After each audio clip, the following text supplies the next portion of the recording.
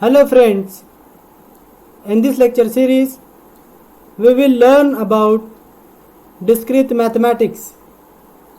This lecture series is useful for the student of BCA and BCS for their academic study as well as for the preparation of university examination.